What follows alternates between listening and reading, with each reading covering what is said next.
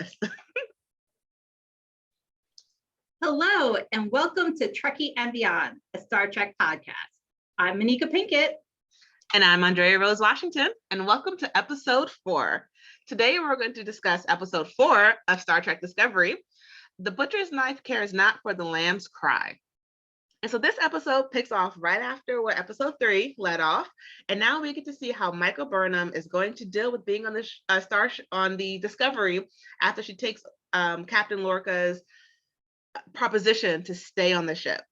So I'm very curious about what you thought about this episode. What did you think?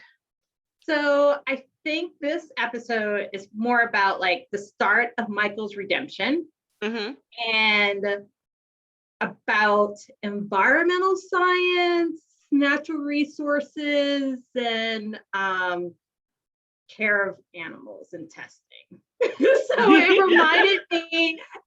reminded me of 6th grade science class. Really? Okay. Right.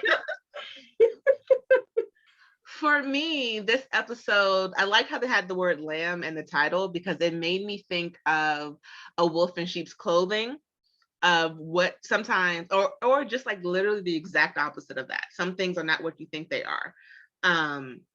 Because in this episode, we're starting to see some villains are not really the villain that we think they are. And then who we might think are good, they're not as good as we think they are either. And we'll get into that as we go through the episode a little bit more. But I know you had made a little note about Michael's uniform and how it's different from everyone else's. What do you think about that? So the very first scene, which looks pretty abstract, shows like particles forming, and it's a replicator developing her uniform, but it looks very abstract. It's very interesting. Like I'd never seen that aspect of Star Trek. And it's the formation of her uniform, and she's downgraded because now she's in blue and silver instead of like blue and gold, copper before. And she also doesn't have a badge. Yeah. Because she's like on probation. She has no rank. And that was like a little slap in the face. To go from first officer to no rank. Right. And it looks like it's taking her a little getting used to, because she was gesturing to the place in which she would have had a Starfleet badge. And I think it's really interesting because you see, like, if you remember back to the beginning of the like 3rd episode, when she was in the yellow like prison jumpsuit, she still had a badge. And it was almost like, hey, now you're on the Star Trek Discovery and you're in like the uniform, the right color, but you don't have a badge. And so it's like that's almost even worse for her to be so close and yet even almost further away. Oh, right. She's in an unofficial capacity. She's in a weird gray area. And it sounds as though not everyone in her ship knew what was the plan for her and from Captain Lorca.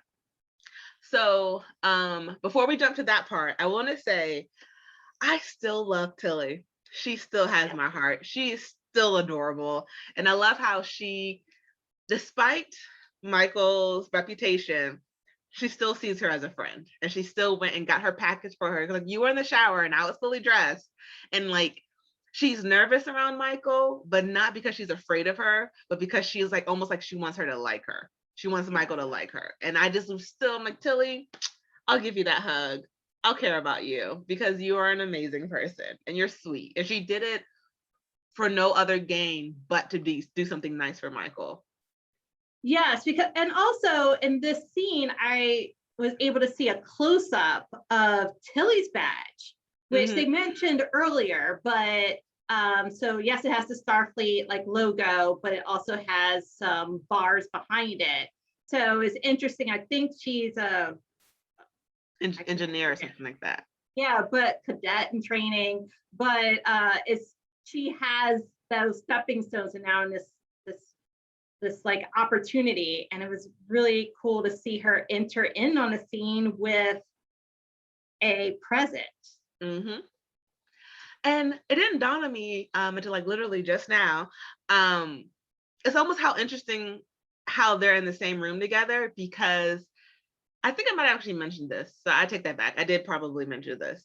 How they're both sort of not the typical human, and they both have different ways of seeing things. So I like that. I like how Michael just stares at her, and I like how Tilly just tries to be normal, but Michael's not normal, and it's right. I just still think it's really cute. Right. Oh, and before we get to the present, I do want to mention that the costume designer for the entire series, all like going on 4 seasons of Discovery, is a Black female, an African American female by the name of Gershon Phillips.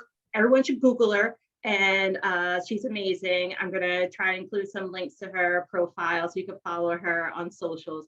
But she's awesome, and I think she does a really good job with the Klingon costumes,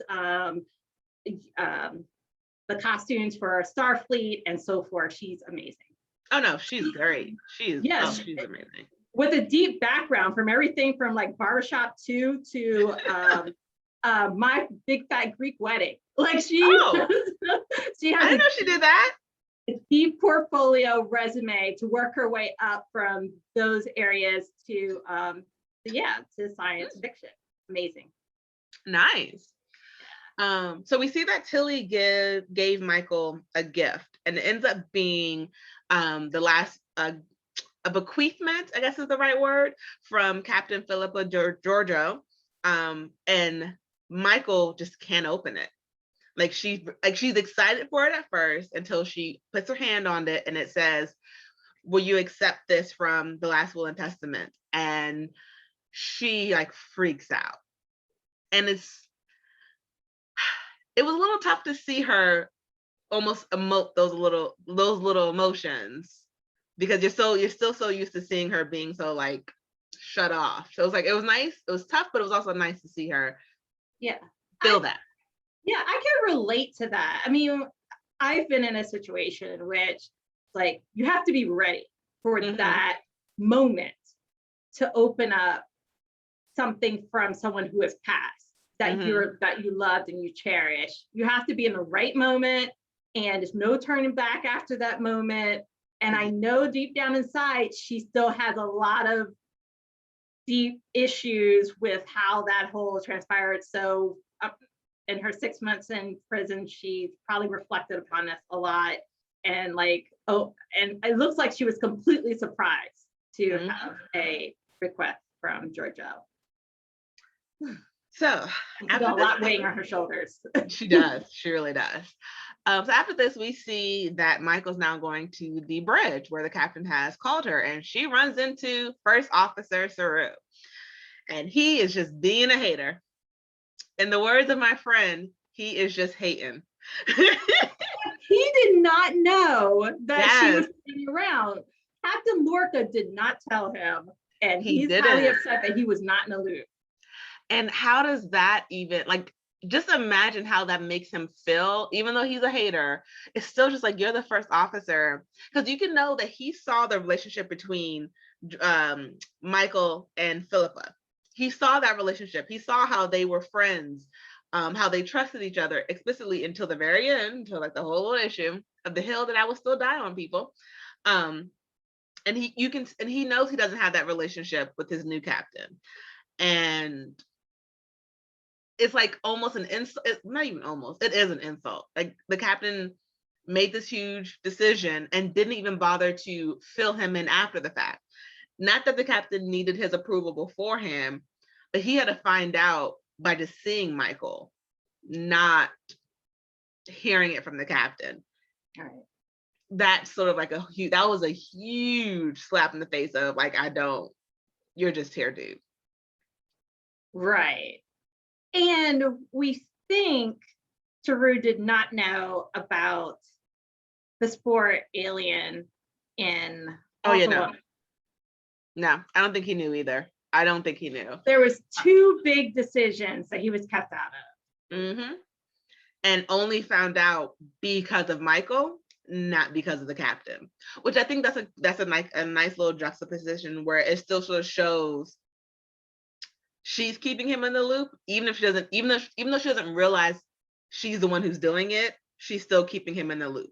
Because in her mind, he should already know this stuff. So she feels comfortable enough to come to him, or just feel comfortable just to say what's going on, even though he doesn't know. So I like that she still sort of trusts him, even though he just continues to throw her under the bus and drive right over her every chance he gets. I'm a little salty.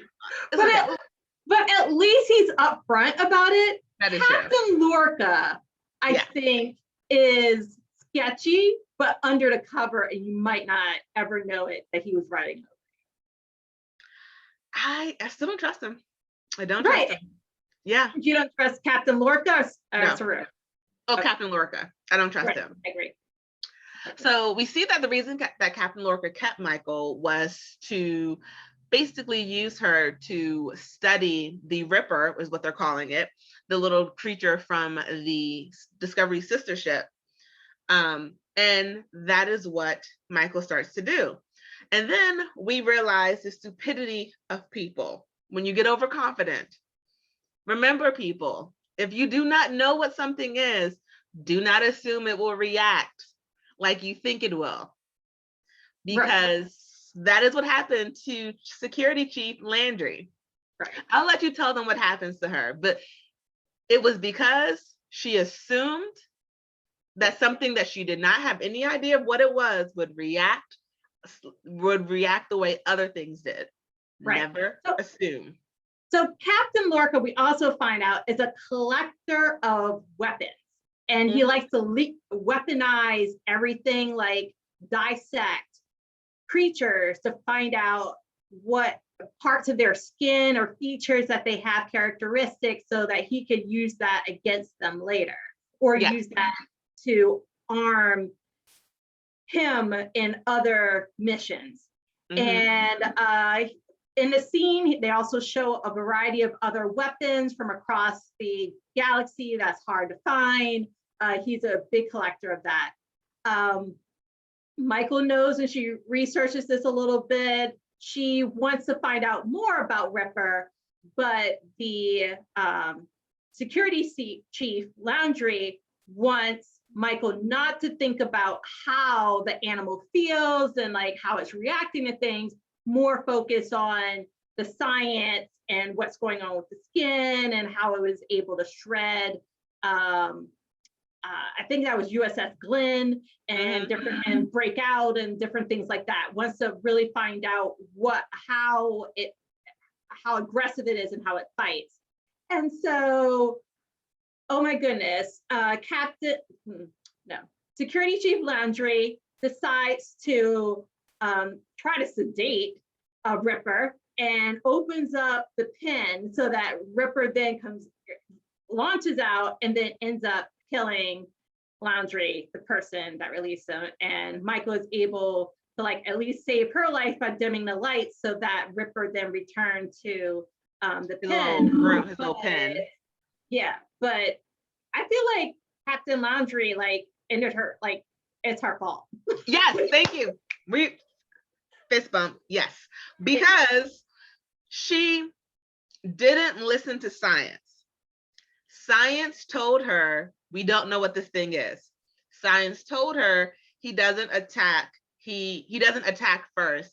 He defends himself. Science told her there's really nothing on that beast to be destructive and to be an attack. Like, well, it killed everyone on the ship out of defense. There's a difference than being able to kill multiple people and being designed to kill multiple people. And she attacked an animal or a creature. I won't say an animal because it seems like it's more of an organism that she just assumed would react in the manner that other mammals that she has interacted with would act. And she was wrong. She ignored science and she's dead. And I don't feel sympathy for her. Right. The only tough thing is that there's another, here we go, the security chief, a female lead, kind of like dies again. So we have like 2 episodes. Yeah, you're right. Because we had Captain Philippa for 2 episodes, and now we have her for 2. Oh gosh. So, Tilly, hold on strong for me, please. Oh gosh, don't do nothing to my Tilly. Don't do nothing to my Tilly. She's sweet and adorable, and I'm gonna put her in my pocket. Don't touch her. Right. But we see. Go ahead. But this is why science and research is so important, not just security and going off a gut instinct. So let's take a quick sort of left field jump to the other people in this episode, the Klingons, and all that's going on with the Klingons before we jump to the end of this episode. Okay. They are a mess. And they are a mess of backstabbers, and they are a mess of just epic proportions. So we have the main Klingon guy, the albino one, Volk, which I'm hoping that sounds like D-O-K, people. That's how you spell his name. And Laurel. And we're seeing a little bit of a romance between them. We're seeing that Volk is now almost the de facto leader of T'Kuvma's old ship.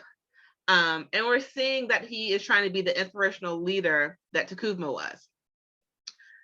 And we also, good thing we just hear this, we don't see this. They ate Giorgio. Yeah. They ate her. Yeah. They Saru should have took her body back because, yeah. They did not waste anything. I apologize for all the people who loved her like I did. I'm so sorry. But we see that they're still trapped in that sort of graveyard of ships where the battle took place, and they are running out of options. And Volk doesn't want to go to the ship that basically started all of this, the Sinzu, to get their dilithium crystals to save their ship, because he feels like that's almost like blasphemy, because that was the ship that killed T'Kuvma. And then we meet another Klingon who I just don't like. The one who came over, who the one who like disrespected T'Kuvma, and now he's trying to come over and like pledge loyalty. And did you see right through that? Because I saw right through that. Yes. Yes. What did you think about that whole scene with the Klingons? It's the battle. They have internal power battles. And I wasn't quite sure there was a romance or an interest between Volk and but maybe. The only thing is the coupling part, like the fact that they were talking about decoupling with the dilithium crystals, and they kind of like locked eyes. But other than that, I wasn't quite sure. It seemed like she wanted to be behind him, like she wanted to be the second, and for him to take lead. But maybe that was so that he could take the risk, and she could then be the undercover agent for this other guy, so that then they could steal the dilithium crystals. Why? I'm gonna say she was throwing him some eyes.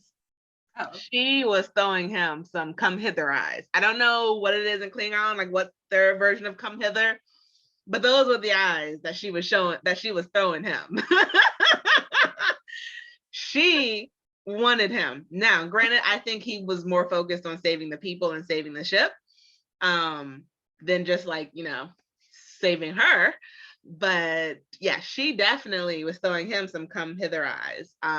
But I will say, in every race or whatever species, because Klingons, I guess, a different species, you need a strong woman, because she saved his life. Right. When it turns out that they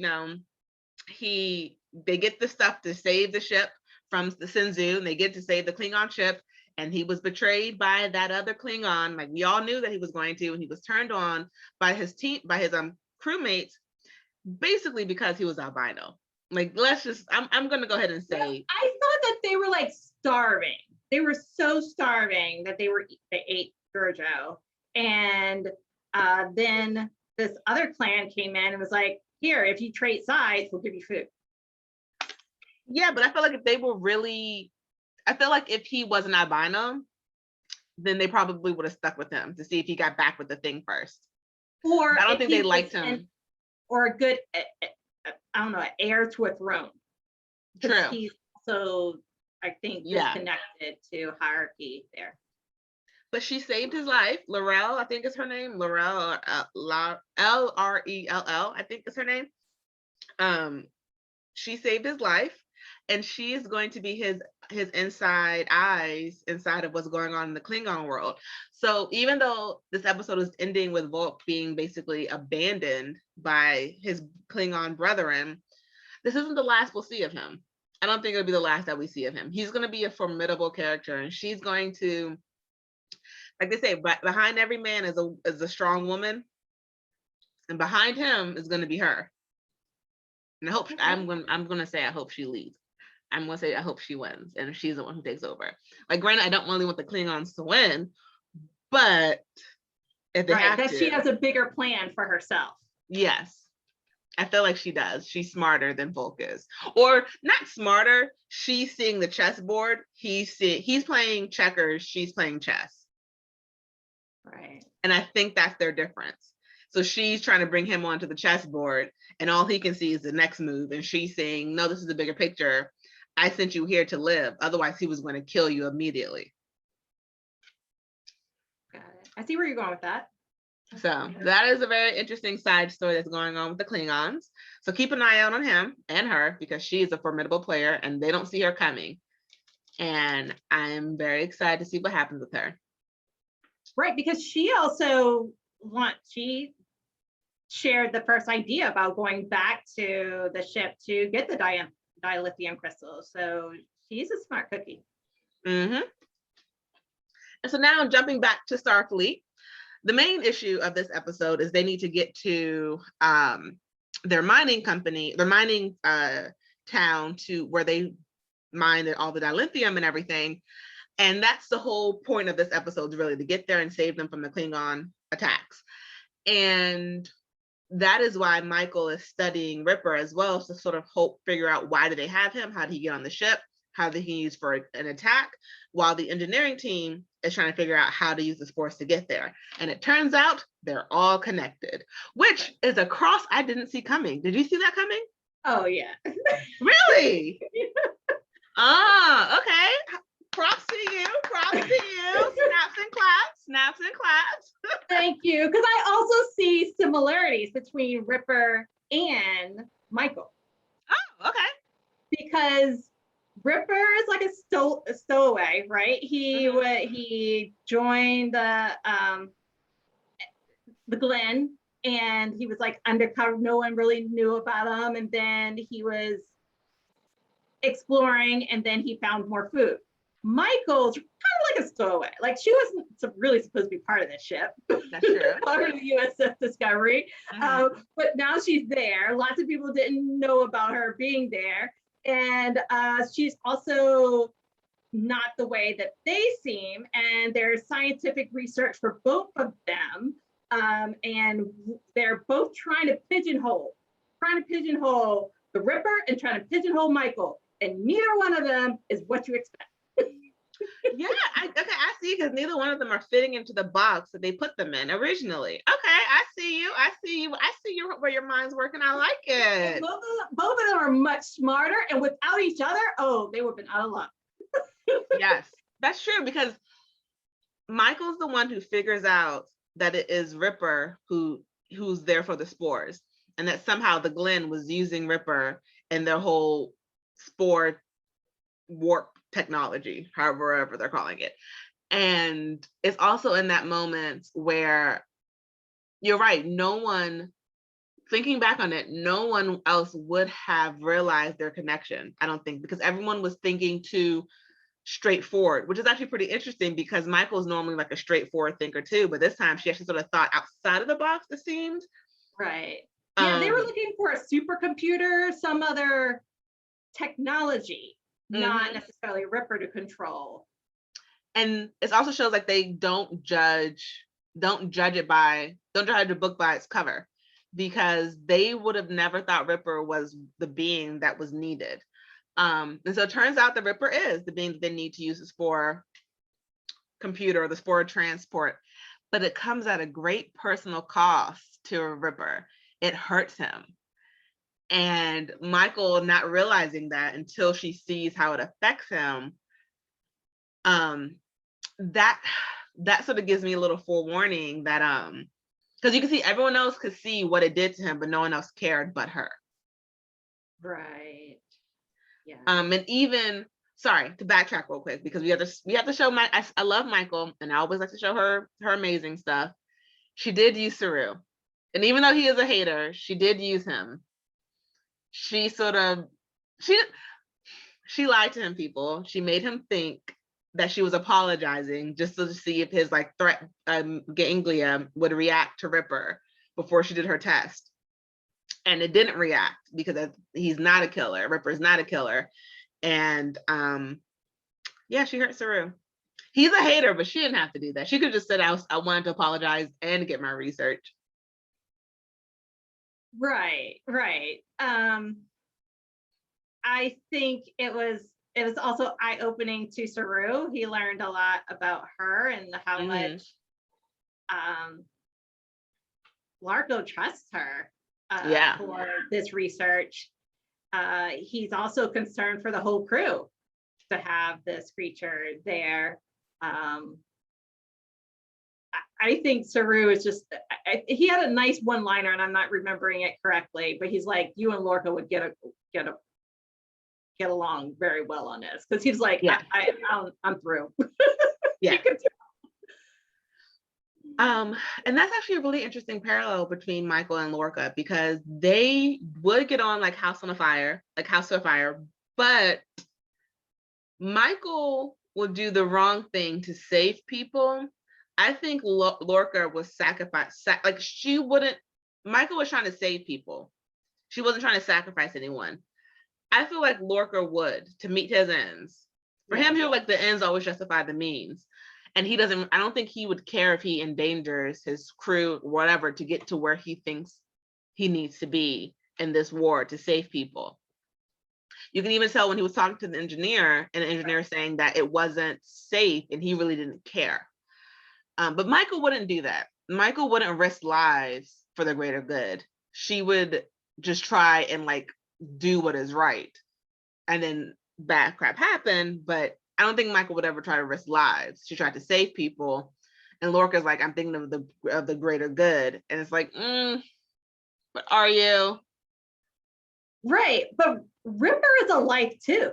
How much torture do you apply to Ripper for the sake of saving a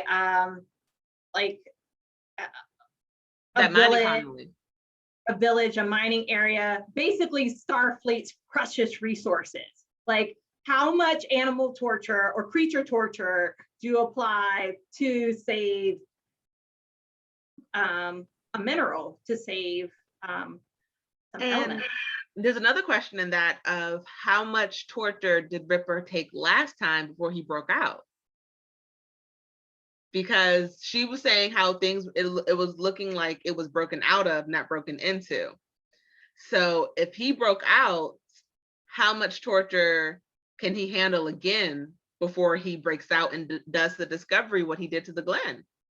Right. And what exactly happened with their time travel that made everyone on the ship die and their faces and bodies become distorted? Something happened during that travel. Hoping Discovery doesn't experience that. So it's very interesting that you can definitely see the captain is focusing more on the ends and not the path to get there.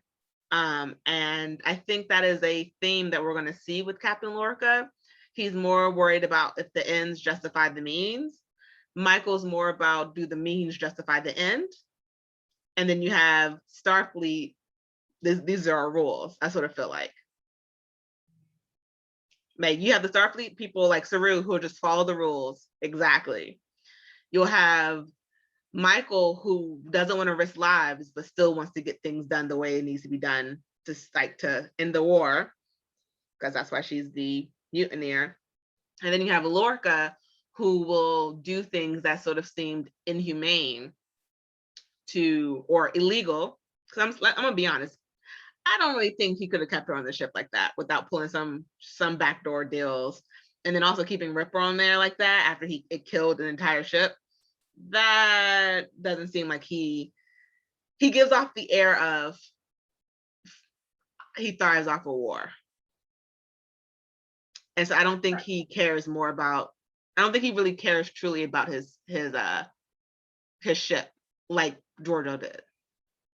Right. Do you think the Admiral knows that Ripper is on their ship, or that they had just figured out the travel technology with the previous spore research? I think the Admiral probably has a redacted version. Captain Lorca is probably only telling her what he thinks she needs to know. Because remember, he's Lucius Malfoy. He evil. Okay, so I know, I'm sorry. I always gotta take it back to Harry Potter. I had to wear my little scarf today for that one. But we're coming near the end of this episode. So final thoughts. What do you think about this episode? What we've learned so far? We've learned that Captain Lorca is quite comfortable bending the rules and not completely honest with the Admiral. Mm-hmm. We also realized that Starfleet is not very good at like removing all their precious precious items from abandoned ships. Mm-hmm. Because and we forgot to circle back to Georgiou's request, but but they left the lithium crystals on the ship. Like, yes. They should have taken that. Mm-hmm. To make sure no one else could ever use the ship.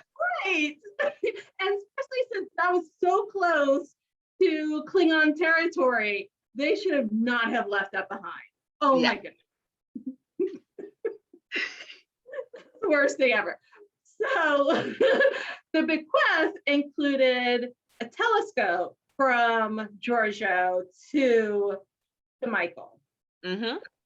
And it was from an earlier scene. I think it's part of like using old school technology and thinking like sometimes you don't have to rely on technology and seeing vision. Mm-hmm.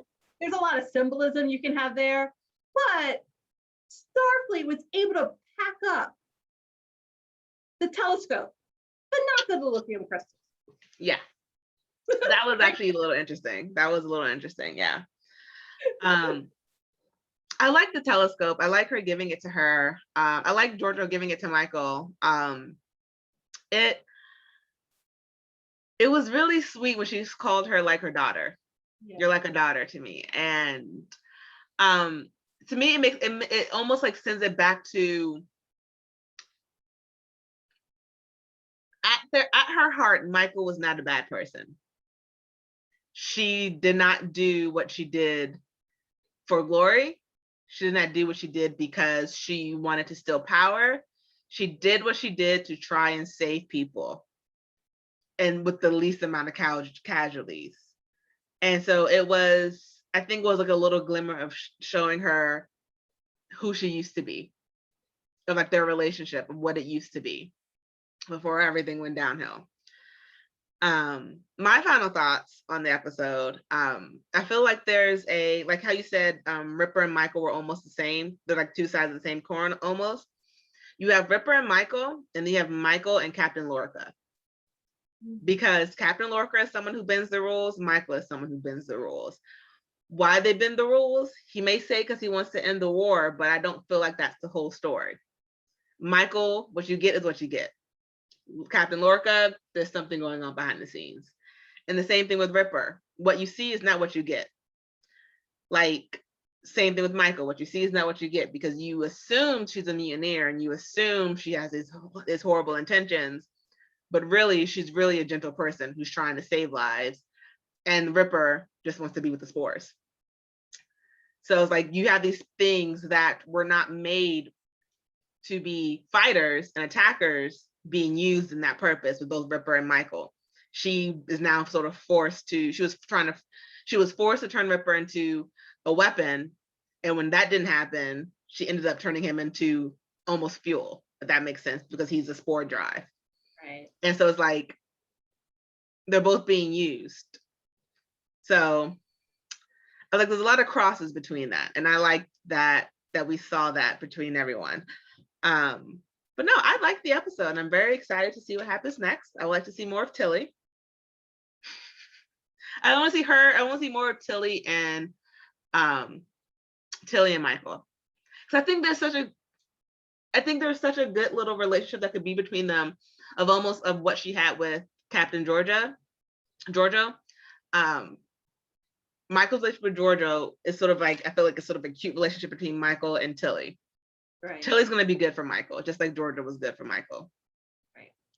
I appreciate the fact that they're actually showing the gritty sides of Starfleet and where this energy comes from and that fuels their voyages. Mm-hmm. The fact that there are individuals mining for it, it's an unprotected area, it's a natural resource that's limited. All of that is very almost hands-on. Yes, and connected to what we're experiencing now, like in society. So I find this interesting with limited resources, and that's why it reminded me of middle school science and natural resources and animal cruelty and all of that. Yep. Well, I am excited. I'm still liking the show, and I'm still just doing one episode at a time, because otherwise I will binge everything and then talk about the entire season in one episode, and I can't do that. So it was fun being here with you again today, and I hope you guys enjoyed this episode. Please remember to subscribe to both. We're on Spotify, YouTube, Apple Podcasts, and anywhere where podcasts are shown. And again, I'm Andrea. I'm Anika. And live long and prosper. Bye-bye.